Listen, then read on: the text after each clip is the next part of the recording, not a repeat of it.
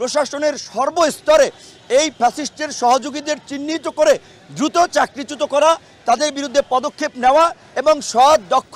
পেশাদার অফিসারদেরকে দায়িত্ব দিয়ে আইন শৃঙ্খলা পরিস্থিতি স্বাভাবিক আনা, এই দায়িত্ব আমরা সুস্পষ্টভাবে আমাদের 14 দফার মধ্যে জানিয়েছি। 15ই আগস্ট শোক দিবস সহ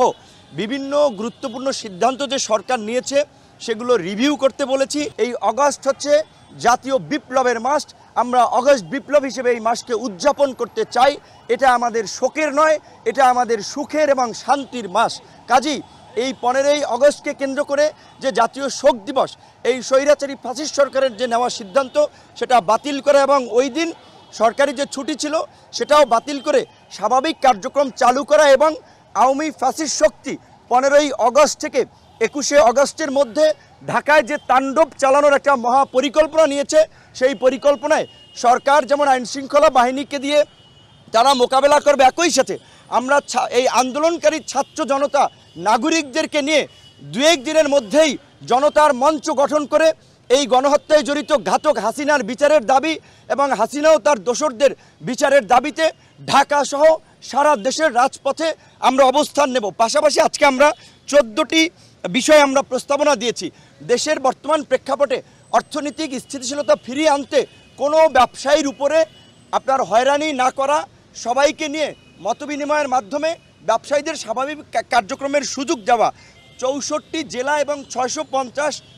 উপজেলা এবং থানা পর্যায়ে ওসি, ইউএনও, ডিসি, এসপিদের যারা এই সরকারের সহযোগী ছিল তাদেরকে পরিবর্তন করে সৎ, সাহসী, দক্ষ অফিসারদেরকে নিয়োগদানের মাধ্যমে প্রশাসনিক স্থিতিশীলতা ফিরিয়ে আনা, প্রশাসনের মধ্যে যে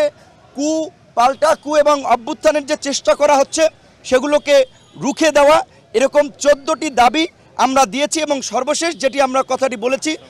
দ্রুত সময়ের মধ্যেই রাষ্ট্র সংস্কার ও জাতীয় নির্বাচনের রোডম্যাপ প্রদান এবং এই যে আওয়ামীপন্থী যে সংখ্যালঘুদের একটি অংশ আপনার যে বিভিন্ন ধরনের প্রপাগান্ডা এবং বিভ্রান্তি ছড়াচ্ছে, নির্যাতন, হামলা মামলার এবং সেটাকে প্রমোট করছে ভারতীয় কিছু মিডিয়া, এই বিষয়ে আমরা সরকারকে জানিয়েছি এবং আমরা অনুরোধ করেছি সংখ্যালঘুদের এই হামলা মামলার বিষয়ে তদন্ত করার জন্য একজন সংখ্যালঘু বিচারপতি কিংবা বিশেষ ব্যক্তির নেতৃত্বে একটি তদন্ত কমিটি করে এই ঘটনার বিষয়ে আপনার ব্যবস্থা নেওয়ার এবং উপদেষ্টাদেরকেও আমরা সংখ্যালঘুদের সাথে মত বিনিময় করার আহ্বান জানিয়েছি। কারণ বিপ্লব উত্তর বাংলাদেশে কেউ অনিরাপদ নয়, সকলে নিরাপদ এবং সকলকে নিয়েই আমরা আগামীর বাংলাদেশ গড়ে তুলব এবং সেই বাংলাদেশ মানবিক সমৃদ্ধ বাংলাদেশ গঠন করার জন্য উপদেষ্টাদের যেই সময় প্রয়োজন, যেই সহযোগিতা প্রয়োজন, তার সবটুকুই সব রাজনৈতিক দল করবে, সেই কমিটমেন্ট উপদেষ্টাদেরকে তারা করেছে।